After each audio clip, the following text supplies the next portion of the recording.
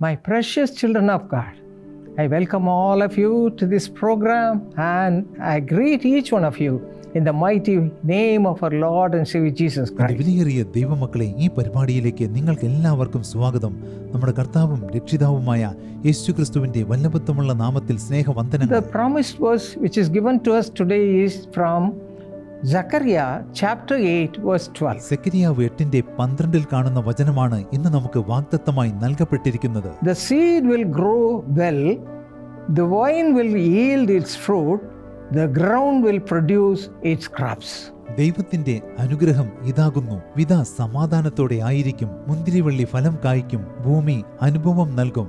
My children of God, what a great blessing to receive this. ദൈവമക്കളെ, ഈ അനുഗ്രഹം പ്രാപിക്കുക എന്നത് എത്ര മഹത്തായ ദൈവാനുഗ്രഹമാണ്. When everything is a blessed life, what more we need in this world? ജീവിതം അനുഗ്രഹീതമായി തീരുകയാണെങ്കിൽ ഈ ലോകത്തിൽ അതിനേക്കാൾ ഉപരിയായി നമുക്ക് എന്താണ് ആവശ്യമായിരിക്കുന്നത്? To receive this great blessing of God, we have to rely upon God and we should hold on to God for all the needs of our life. ഈ മഹത്തായ ദൈവാനുഗ്രഹം പ്രാപിക്കുന്നതിനെ നമ്മൾ ദൈവത്തോട് പറ്റിച്ചേരണം. സകല ആവശ്യങ്ങൾക്കും വേണ്ടി ദൈവത്തിൽ ആശ്രയിക്കണം. Titus 3:14 says, and let our people also learn to maintain good work, to meet urgent needs, that they may not be unfruitful. Titus 3:14 പറയുന്നു, നമുക്കുള്ളവരും ഫലമില്ലാത്തവർ ആകാതെ അത്യാവശ്യ സംഗതികളിൽ സൽപ്രവൃത്തികൾക്ക് മുൻപന്മാരായിരിക്കാൻ പഠിക്കട്ടെ. And how to receive God's blessings? You read John 15:5, it explains so beautifully. ദൈവാനുഗ്രഹങ്ങൾ പ്രാപിക്കുന്നത് എങ്ങനെ? നിങ്ങൾ യോഹന്നാൻ 15:5 വായിച്ചു നോക്കുവിൻ. Jesus says, I am the vine and you are the branches. If you remain in me and I in you, you will bear much fruit. Apart from me, you can do nothing. അവിടെ യേശു പറയുന്നു, ഞാൻ മുന്തിരിവള്ളിയും നിങ്ങൾ കൊമ്പുകളുമാകുന്നു. ഒരുത്തൻ എന്നിലും ഞാൻ അവനിലും വസിക്കുന്നുവെങ്കിൽ അവൻ വളരെ ഫലം കായ്ക്കും. എന്നെ പിരിഞ്ഞ് നിങ്ങൾക്കൊന്നും ചെയ്യുവാൻ കഴിയുകയില്ല. Hebrews 13:15 says like this.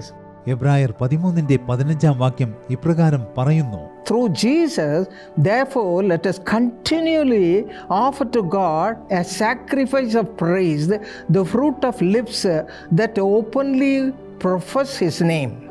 അതുകൊണ്ട് യേശു മുഖാന്തരം നാം ദൈവത്തിന് അവന്റെ നാമത്തെ ഏറ്റുപറയുന്ന അധരഫലമെന്ന സ്തോത്രയാഗം ഇടവിടാതെ അർപ്പിക്കുക.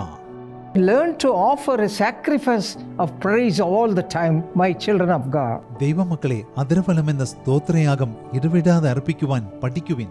2 Corinthians chapter 9 verse 12 also says the same thing. 2 കൊരിന്ത്യർ 9:12 ഇതേ കാര്യം തന്നെയാണ് പറയുന്നത്. And Ephesians chapter 1 verse 16 and 20, let me read it to you. എഫേസ്യർ 1:16, 20 എന്നീ വാക്യങ്ങൾ ഞാൻ നിങ്ങൾക്ക് വേണ്ടി വായിക്കട്ടെ.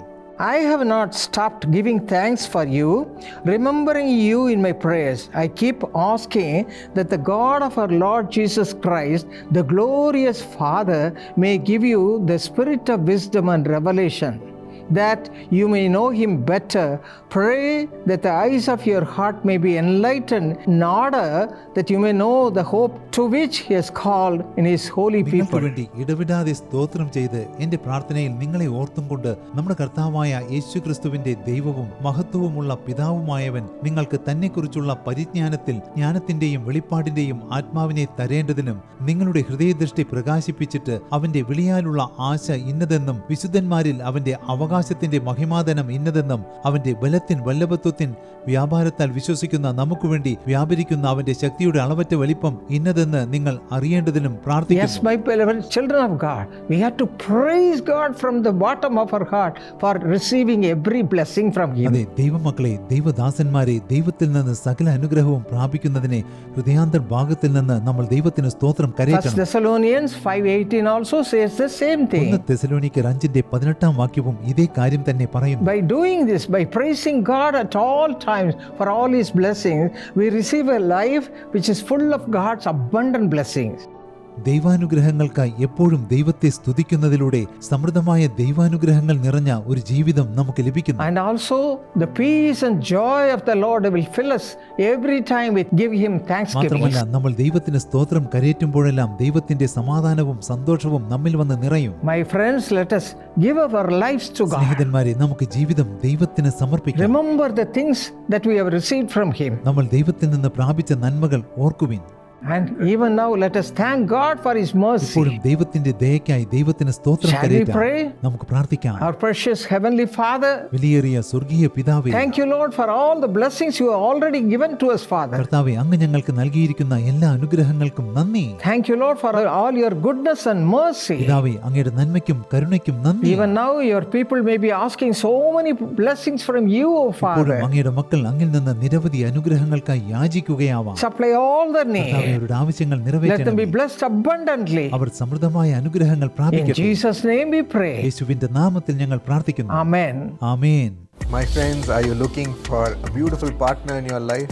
സ്നേഹിത, നിങ്ങൾ സൗന്ദര്യമുള്ള ഒരു ജീവിത പങ്കാളിയെ തേടിക്കൊണ്ടിരിക്കുകയാണോ? God is ready to give you a partner beautiful both inside and outside. ആന്തരികവും ബാഹ്യവുമായ സൗന്ദര്യമുള്ള ഒരു പങ്കാളിയെ നിങ്ങൾക്ക് നൽകുവാൻ ദൈവം തയ്യാറായിരിക്കുന്നു. You can find them in our True Friend Matrimony website.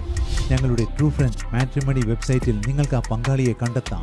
The perfect match from the background of your choice and a godly person is found there.